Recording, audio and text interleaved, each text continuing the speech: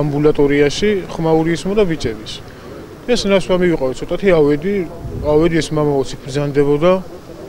ვახტანგ გედიშერაშვილი რამდენიმე დღის წინ სოფელ ვარიანში მომხდარ ინციდენტს დეტალურად დიას რეპორტიორებთან საუბრისას იხსენებს. ამბობს, რომ 8 იანვარს საღამოს საათებში სასულიერო პირი მამა გრიგოლ გოგიჩიძე სოფელში ერთ-ერთ შენობაში იმ დროს ნახა, როდესაც ის სხვა პირებთან ერთად ილხენდა. ამბობს, რომ შეკრებილებს მაშინ თვითონაც შეუერთდა, თუმცა სახლში წასვლა მალევე გადაწყვიტა, ტელეფონი კი მაგიდაზე დარჩა. სწორედ მისი წასვლის შემდეგ განვითარდა ის მოვლენები, რის გამოც ახლა იგი სასულიერო პირის ვირადღირებული ავტომობილის დაზიანებაშია ერთ-ერთი ბრალდებული. იმ მოტივით, რომ შემთხვევის ადგილზე სამართალდამცველებმა მისი კუთვნილი მობილური ტელეფონი ნახეს. აღნიშნულ ედიშერაშვილი ასე იხსენებს. როგორი ღმერთის მსახური ხარ მეთქი, რომ რატომ არ იძლევი ნაკვეთის ფულს მეთქი და ეგ მე ვიციო მამაო, როცა გადავიხდი ამ ნაკვეთის ფულსა. მაგიდან დავშერდით ერთმანეთს, მეზობელი შემხვდა მანქანით, მანქანაში ჩამისვა, სიგარეტი ვიყიდე მაღაზიაში მივიყვან და მომიყვანა სახლში.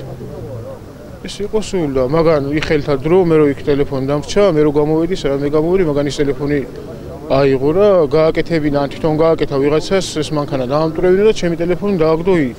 და მაგას არ დავტოვთ ახლა ესე, ჯერ აქ ვართ, ახლა პროკურატურაში ჩავალთ. თუ არა მე პატრიარქთან ჩავალთ პირდაპირ.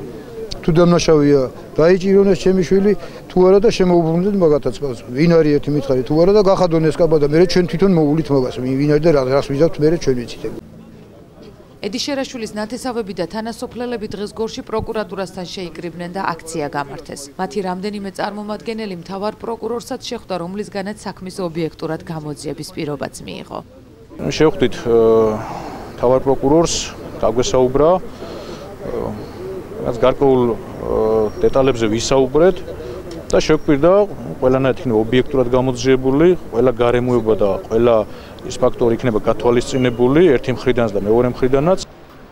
პროკურატურასთან შეკრებამდე აქციის მონაწილეები ვარიანის პოლიციის განყოფილებასთან მივიდნენ. ისინი სასულიერო პირის სოფლიდან გასახლებას ითხოვენ.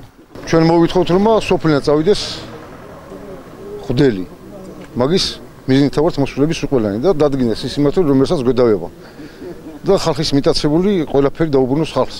თუ დამნაშავეა, არც მაგის წინააღმდეგები ვართ, აი გამოიძიოს პოლიციამ და დაისაჯოს კაცო და უდანაშაულოა და ტყუილადებენ ხელსა.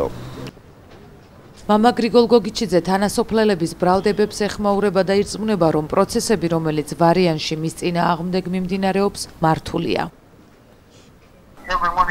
ტრადიცია გრძელდება, რომელიც ნაციონალების დროს მიწოდნენ სხვადასხვა რაღაც ბრალდებებს მიყენებდნენ.